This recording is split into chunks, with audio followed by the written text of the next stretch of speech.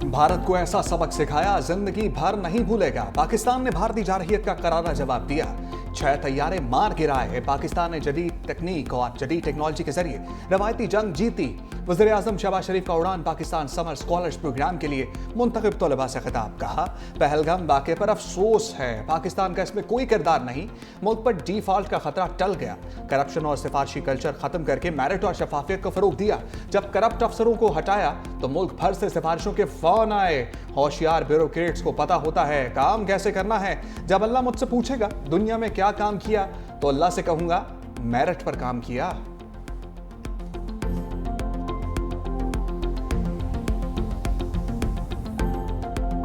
Field marshal Asim Munir को सदर बनाने की कोई तजवीज़ ज़ेरे गौर नहीं। वज़ीर आज़म शहबाज शरीफ ने सदर जरदारी से इस्तीफ़ा लेने की अफवाहों को मुस्तरद कर दिया। एक इंटरव्यू में वज़ीर आज़म ने कहा, फील्ड मार्शल ने कभी सदर बनने की ख्वाहिश जाहिर की और ना ही ऐसी कोई तजवीज़ ज़ेरे गौर है। मीडिया में सदर जरदारी के इस्तीफ़े से मुतालिक गर्दिश करने वाली खबरों में कोई सदाकत नहीं। सदर जरदारी, फील्ड मार्शल और मेरे ताल्लुकात बाहमी एहतराम और पाकिस्तान की तरक्की और खुशहाली के मुश्तरका आज़म पर मबनी है। मौलाना फजलुर रहमान खैबर पख्तूनख्वा में तब्दीली के ख्वाहिशमंद। कहा, मेरी तजवीज़ है सूबे में तब्दीली आए, लेकिन पीटीआई अपने अंदर से तब्दीली लाए तो बेहतर है। खैबर पख्तूनख्वा किसी सियासी कशमकश का मुतहम्मिल नहीं हो सकता। मौलाना फजलुर रहमान की प्रेस कॉन्फ्रेंस। कहा, मेरा दावा नहीं, यकीन है कि खैबर पख्तूनख्वा हुकूमत की अक्सरियत जाली है। सूबे से मुताल्लिक पार्टी मुशावरत से फैसला करेगी। असम्बलियां बिकी हुई हैं, बिकाऊ हुकूमत का हिस्सा नहीं बन सकता। सेनेट इलेक्शन एडजस्टमेंट पर तबसरा नहीं कर सकता। सियासी जमातें माने फाटा इंतजाम गलत फैसला था। हमने कहा था कबाइल को अख्तियार दो।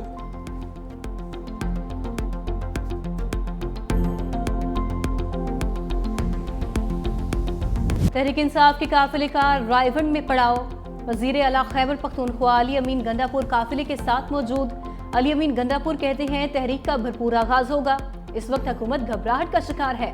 बानी पीटीआई के बेटे इलेक्शन लड़ने नहीं, वालिद से मिलने आ रहे हैं। किसी फर्द को आईनी हक से महरूम नहीं किया जा सकता। कारकुनों की पकड़ धकड़ की जा रही है। हुकूमत ओछे हटकंदों पर उतर आई है। गिरफ्तारियां हमारी तहरीक का रास्ता नहीं रोक सकती। पीटीआई क़यादत को शाहदरा मेन मीडिया से बात करने की इजाज़त ना मिली। दूसरी जानिब पीटीआई रहनुमाओं की पकड़ धकड़ भी जारी। पीटीआई रहनुमा यासिर गिलानी समेत 4 अरकान की गिरफ्तारी, फिर रिहाई। गिरफ्तारी का कोई खौफ नहीं। कारकुन बानी पीटीआई के सिपाही हैं जो जमहूरियत की बका की जंग लड़ रहे हैं। चेयरमैन पीटीआई बैरिस्टर गौहर की मीडिया से बातचीत। कहा, खैबर पख्तूनख्वा हुकूमत के खिलाफ तहरीक अदम एतमाद नाकाम होगी। तहरीक इंसाफ अपने हकूक के लिए हर आईनी और कानूनी रास्ता इख्तियार करेगी।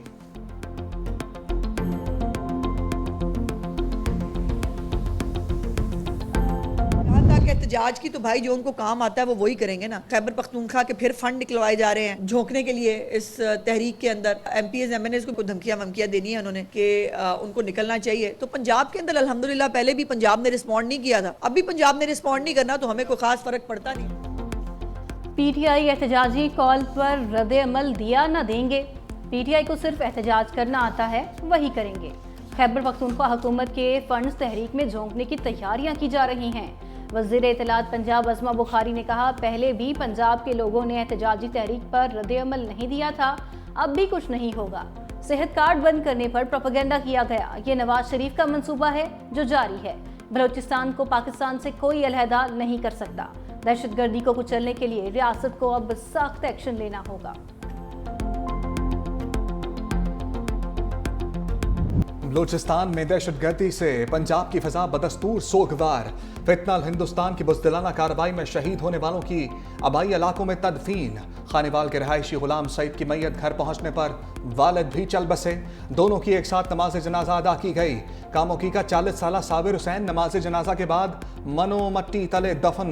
लाहौर, गुजरात, गुजरावाला, फैसलाबाद, बीजी खान, दुनियापुर, अटक में भी रक्कत तामेज बनासिर। सीटीडी थाना ह्योब में नामालूम अफराद के खिलाफ मुकदमा भी दर्ज कर लिया गया। कत्ल, इंसदाद दहशतगर्दी एक्ट की दफात शामिल।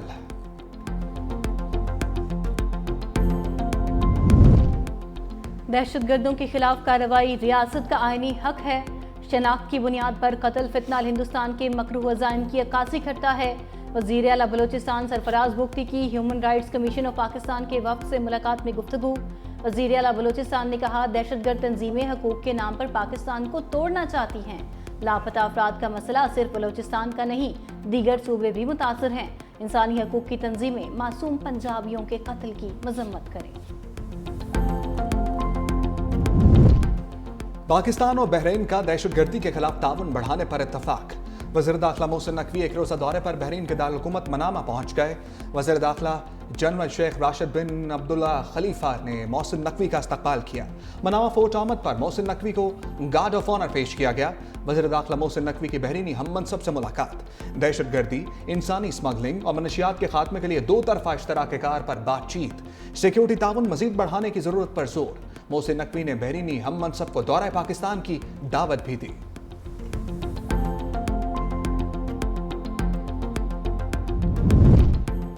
चीफ जस्टिस याहिया आफरीदी की जेर सदारत सुप्रीम जुडिशल काउंसिल का इजलास। जजेस के खिलाफ शिकायत का जायजा लिया गया। 19 शिकायत मुतफिका तौर पर खारिज, 5 शिकायत को मुअख्खर कर दिया गया। सुप्रीम जुडिशल काउंसिल ने जजेस के खिलाफ शिकायत निपटाने पर नाम पब्लिक करने की तजवीज़ मुस्तरद कर दी। Supreme judicial council service rules 2025 का मुसव्वदा मंजूर कर लिया गया। पंजाब असम्बली में अपोजिशन के मुअत्तल अरकान के मामले पर पेशरफ्त। हुकूमत ने मुज़ाकराती कमेटी तश्कील दे दी। सूबाई वज़रा मुश्तबा शजाउर रहमान, ख्वाजा सलमान नफीक, राना राशिद, समीउल्लाह खान और अहमद इकबाल शामिल। पीपल्स पार्टी के अली हैदर गिलानी, काफिले के चौधरी शाफे और IPP से शुएब सदीकी मुज़ाकराती कमेटी का हिस्सा। अपोजिशन लीडर भी स्पीकर को मुज़ाकराती कमेटी के नाम देंगे। अपोजिशन और हुकूमती इत्तेहाद की मुज़ाकराती कमेटी का दूसरा सेशन कल होगा।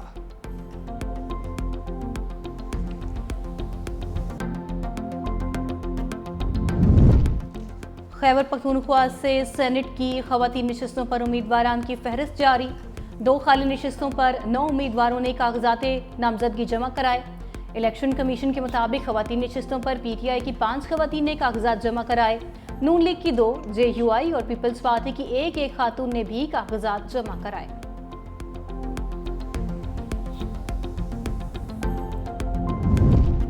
सरकारी इदारों का मजमूई खसारा 5,893 अरब से बढ़ गया। IMF शराइत के तहत सरकारी इदारों के नुकसानात की रिपोर्ट जारी। नेशनल हाईवे अथॉरिटी 1,953 अरब खसारे के साथ टॉप पर। कैस्को का खसारा 770 अरब 60 करोड़, जबकि पेस्को के नुकसानात 684 अरब 90 करोड़ तक पहुंच गए। पेंशन की मद में 17 खरब रुपए तक वाजिबुल अदा होने लगे। इदारों का गर्दशी कर्जा 49 खरब रुपए हो गया।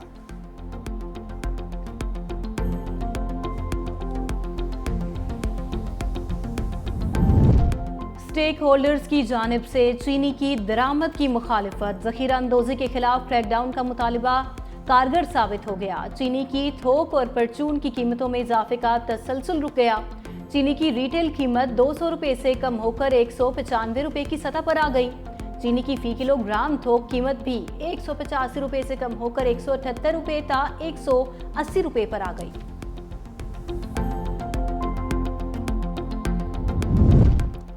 साबिक मुशीर एहतसाब शहजाद अकबर को 190 मिलियन पाउंड केस का मरकजी किरदार करार दे दिया गया। नई तहकीकात के मुताबिक शहजाद अकबर ने गैर कानूनी स्कीम के मास्टरमाइंड बनकर पाकिस्तान को माली नुकसान पहुंचाया। शहजाद अकबर ने 6 नवंबर 2019 को काबीना इजलास से पहले राजदारी के मुआहदे पर दस्तखत किए।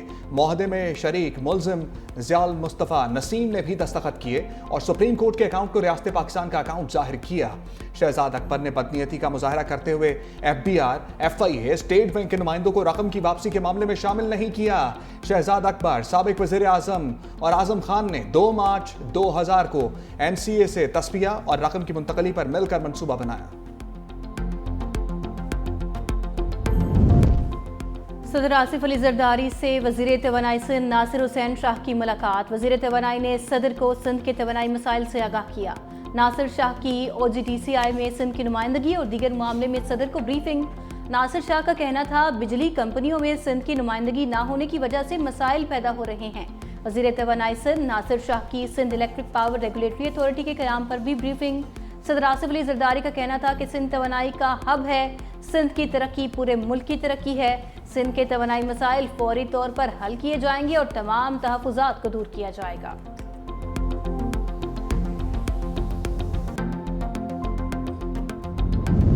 भारत को दिफाई बरामदात के महाज पर बड़ा धचका। ब्राजील ने भारतीय साख्ता आकाश मिसाइल डिफेंस सिस्टम खरीदने से इनकार कर दिया। ब्राजील भारत की बजाय यूरोपीय कंपनी से जदीद सिस्टम की खरीदारी करेगा। मीडिया रिपोर्ट्स के मुताबिक ब्राजील के फैसले को भारत के लिए एक अहम सफारती और दिफाई नाकामी करार दिया जा रहा है।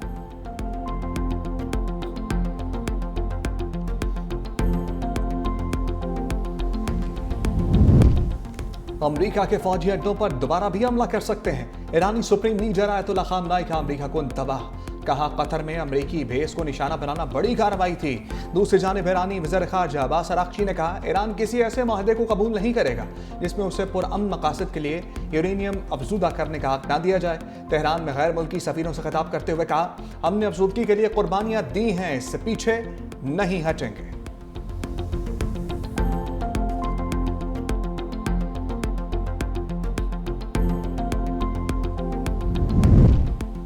गजा में इस्राएली फौज की इंदौहनाक बमबारी न थम सकी। सुबह से अब तक मजीद 60 से जायद फलस्तीनी शहीद कर दिए। खान यूनस, दीरुल बला और बैतुल्लाहिया समेत गजा के मुख्तलिफ इलाकों पर बमबारी। इंसानी इमदाद के मराकज़ पर भी वहशियाना हमला। रोटी के एक लुकमे की तलाश में 27 अफराद लुकमा अजल बन गए।